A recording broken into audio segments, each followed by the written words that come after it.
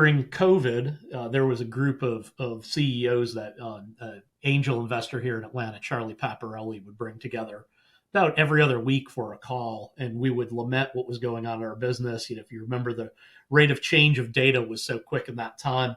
And he would open and close every one of these sessions, about an hour-long Zoom call, by saying, just remember, cash comes in slow and it goes out fast. Welcome to the Private Equity Value Creation Podcast, where we interview leading investors, operators, bankers, and advisors to help you answer one question: how do we increase the enterprise value of our companies?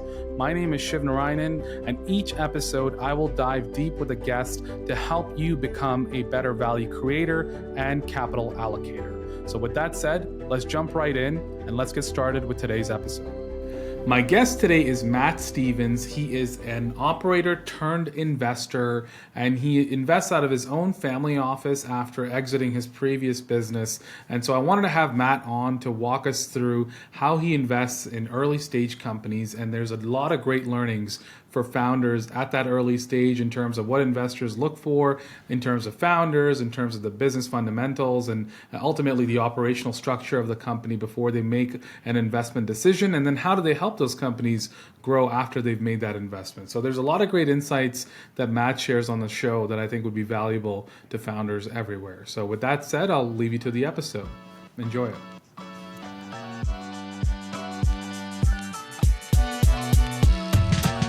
All right, Matt, welcome to the show. How's it going?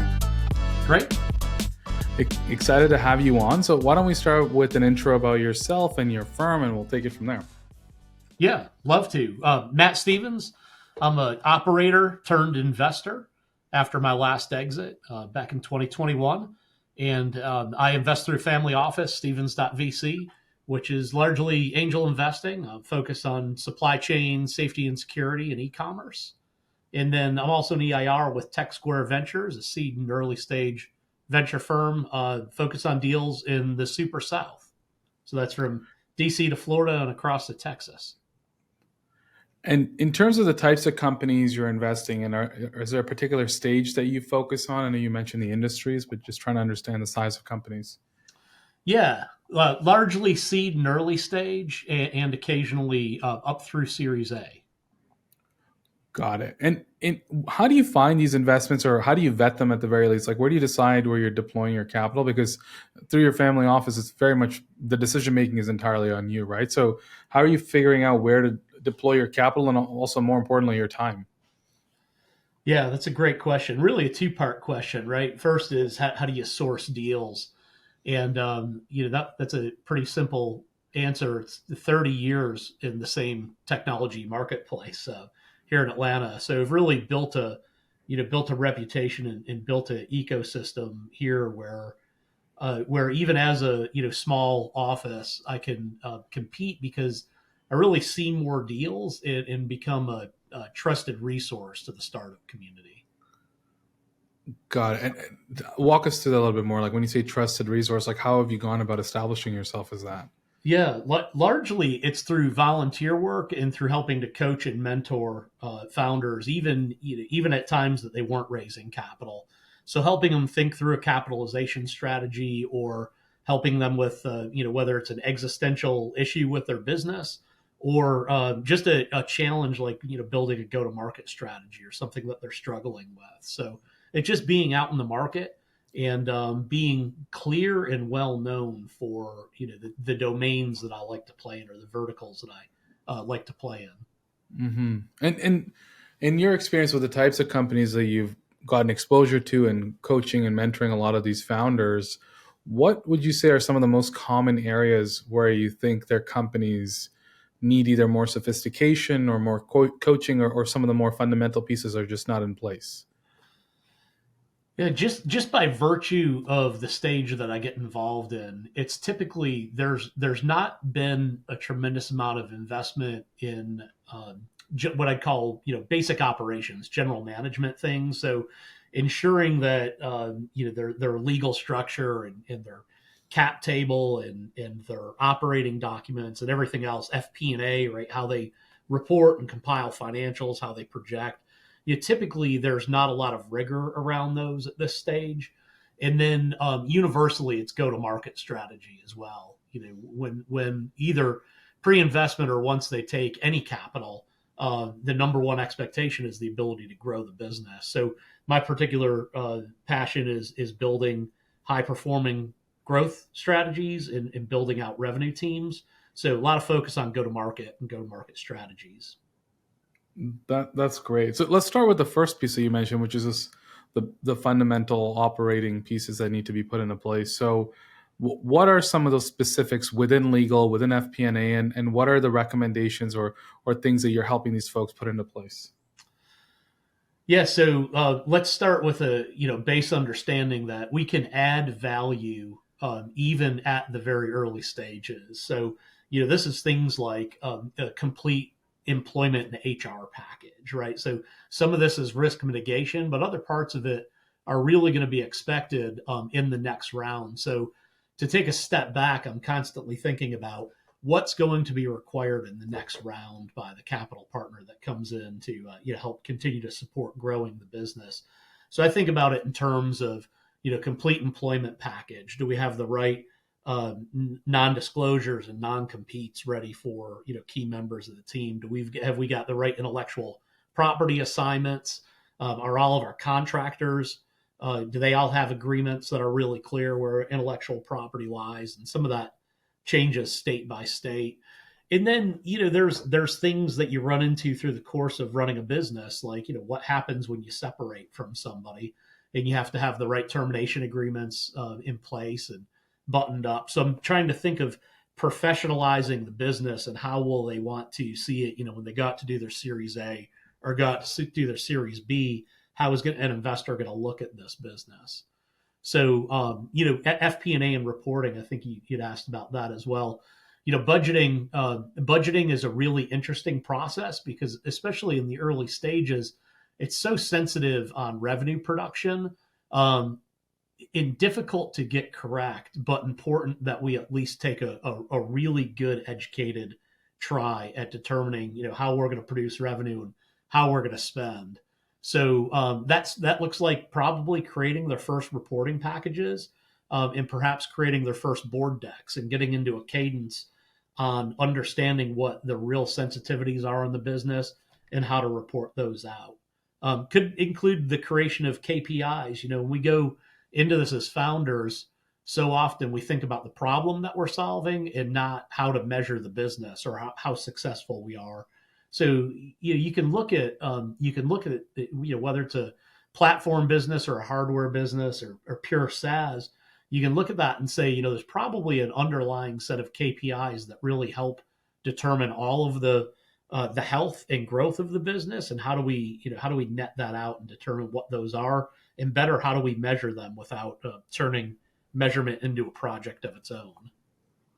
Right. And I think the big part about the FP&A, especially in those early stages, is that you got to really manage your cash, right? If I think the number one reason why companies fail is that they run out of cash. And it's shocking how many founders actually focus on that and have a pulse on cash in and cash out and what's your burn rate and how much runway you actually have. Yeah, there was during COVID, there was a group of CEOs that angel investor here in Atlanta, Charlie Paparelli, would bring together about every other week for a call, and we would lament what was going on in our business. If you remember, the rate of change of data was so quick in that time, and he would open and close every one of these sessions, about an hour-long Zoom call, by saying, "Just remember, cash comes in slow and it goes out fast."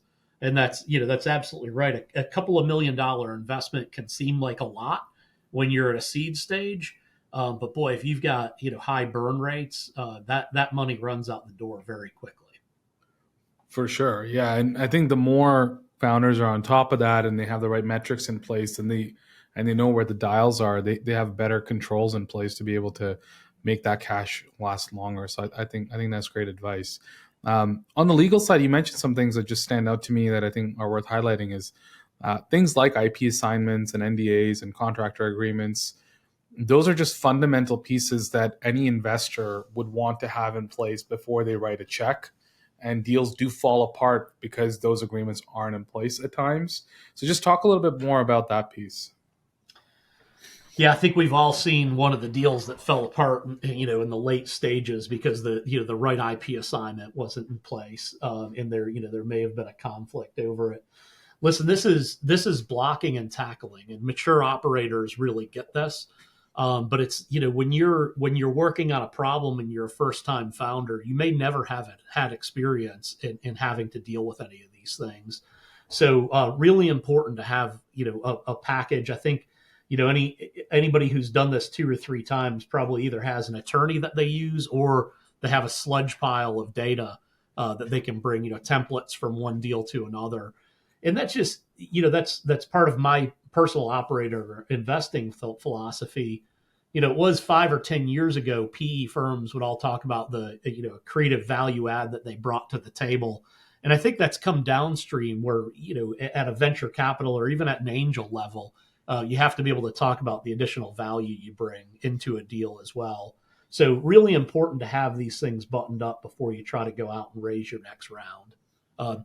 There's a virtuous cycle with it as well, Shiv. I think not only does all this incremental value build EV in the business, right, which yields the better result that everybody's looking for, but if you're a founder and you're it's clear that that both you can take coaching and that you've got your business in good shape, there's a pretty good chance you're going to last longer in your company than you would if you just went out and it was clear somebody wanted to make the investment but they weren't as interested in you as an operator.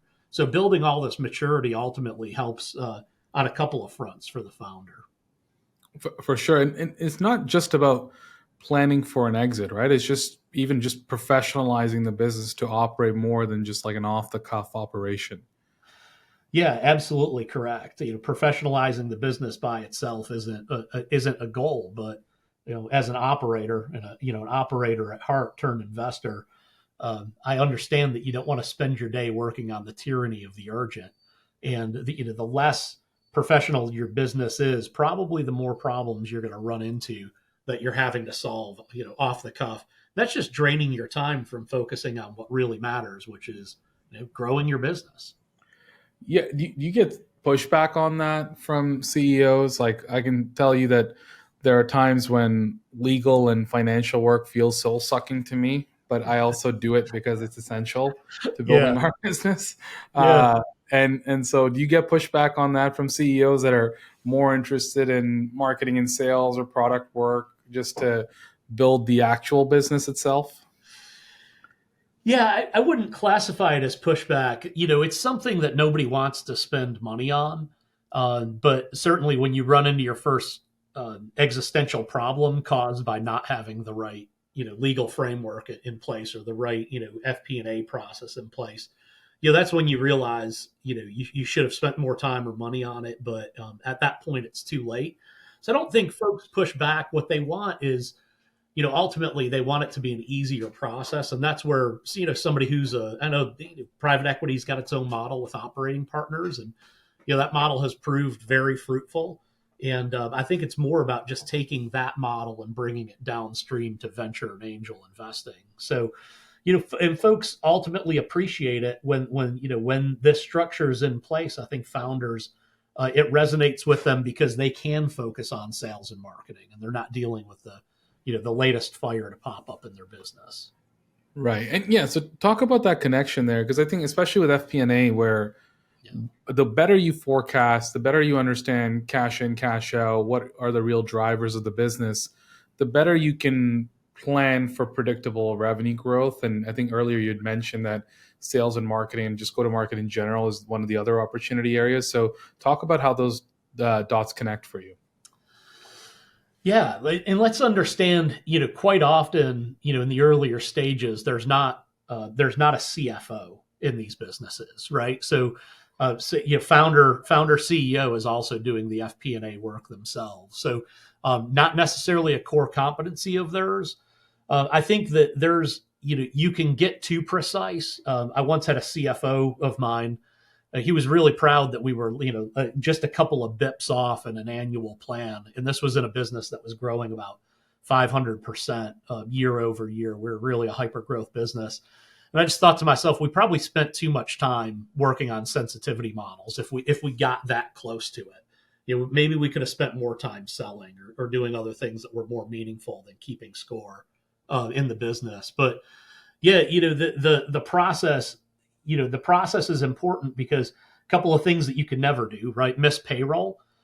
That's not just a foot fault. You do that, you're gonna lose a team, and and you also have to have the capital. When you're ready, when you find product market fit, when your ICP is clear, and you can build a connection to predictable revenue growth, you had better have the war chest to be able to throw capital at marketing and at sales. Mm-hmm. That's the right time to press in and to step through that gap. Mm-hmm, mm-hmm. And so how do founders do that? Like, especially in earlier stages, like what are the things that you've seen that they should be focusing on to build a more sophisticated engine on the go-to-market side? Yeah, well, it starts with finding product market fit. That's really all that matters ultimately. Once you find that, you can move on to your ICP, and then value proposition. You just have to understand why people buy and what their buying cycles are. So getting really clear on that is important in the early innings. And again, in these very early stages, you might have a very crystal clear idea about the problem, but not necessarily clarity about why your core customers are buying, or what their buying cycles are. Is there a counter-cyclical nature to it? So important for us to work through. I think that there really is a process to working through that, from product market fit to ICP to core buying reasons to the ROI, and then just the mechanics. Once you have that figured out as a founder, your first 10 customers, typically you're going to sell those yourselves. And then every time you hire another level of sales leadership or sales management or end salespeople, there has to be a process for them to come up to speed on everything that you knew, because you've probably spent a lifetime in that industry or selling to those types of folks. Right. Yeah, totally. And what we see when we come into a lot of companies, not just early stage, but just any company is that many of them don't spend enough time in really segmenting out their customer base or their total addressable market into a more focused segment that they know that they can win in or is an exact fit for what they're selling. And so they often are too broad. And that leads to a lot of inefficiency in their go to market, where maybe they're wasting marketing and sales spend. Maybe they're targeting the wrong customers, or conversion rates are too low. And so there's just a lot of waste overall by not doing a lot of this work. Right. Focus, focus, focus. Right. Especially in these early innings of a business, every idea sounds like a good idea and any revenue seems equal. But having the discipline to be able to press into the things that matter is really meaningful. Right. And how are you helping founders figure this stuff out on, like, as a VC or as an investor? Like, when you come into these businesses, obviously a lot of the work has to be done internally, but just curious on your side, how are you supporting those founders to get to that place? Yeah, there's a learning curve, certainly, right? And part of it starts with making good investments in areas that I can be meaningfully helpful. So part of my personal thesis is don't invest in things that I don't know about. That was learned in a very expensive manner. I invested into some real estate stuff and hotels. It was not my industry. And, when the founding team was talking about things like ADRR, I didn't really get what those metrics meant. So the first step is really eliminating things that I shouldn't be involved in, because I cannot be accretive and I'm not going to be helpful to the business. After that, so if I can press into things that I really actually know about and have a passion about and have spent time in my career on, there still is a learning curve, because each problem landscape and then frankly each team that you work with is a bit different. So the process of not only building good working rapport and building trust with the founding team is it's equally important as it is a lengthy process. And there is no substitution for time together. So, purposefully carve out substantial portions of my calendar when I'm, onboarding a new investment to really learn about the business, to learn about this should happen in diligence as well, to learn about what drives the CEO, what drives his leadership team, and what they're really trying to accomplish. So when you do the homework in diligence, it not only prevents you from surprise, but it's something that ultimately yields benefit, post investment as well. Mm-hmm, mm-hmm.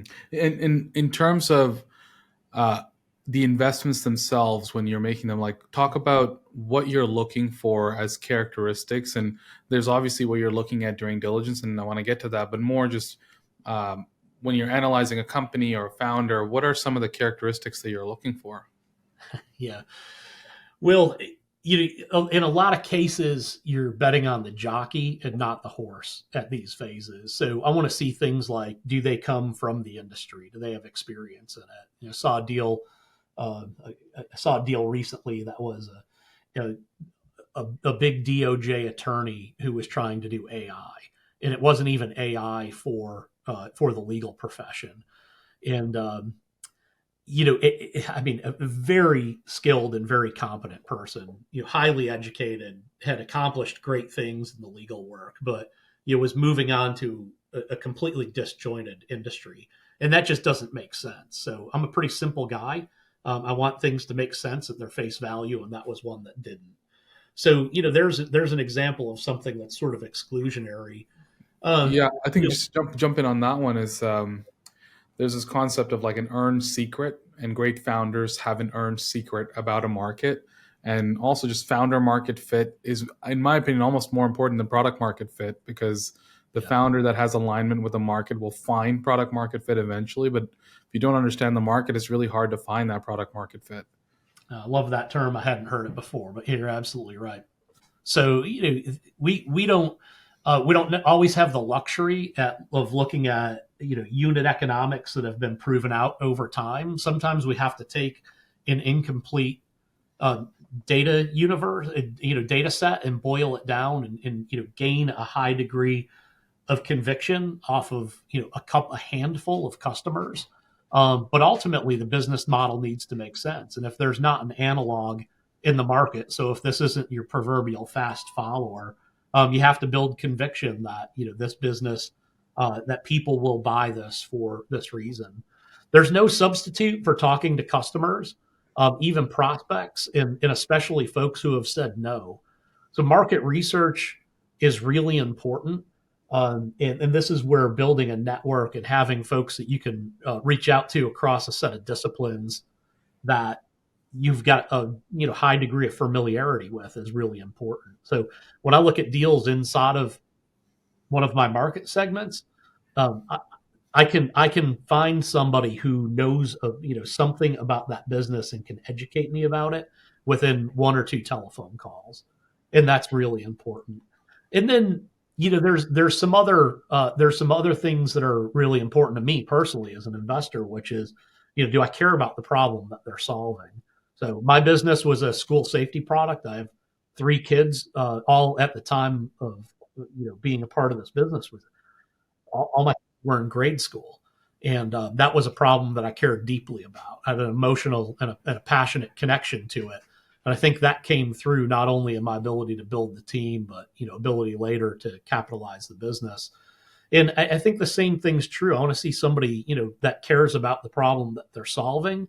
But I need to be able to connect with the problem that they're solving. If it's something that is that's just doesn't register with me, or it's just too difficult for me to understand, it's probably not a great investment for me because I can't help you with it.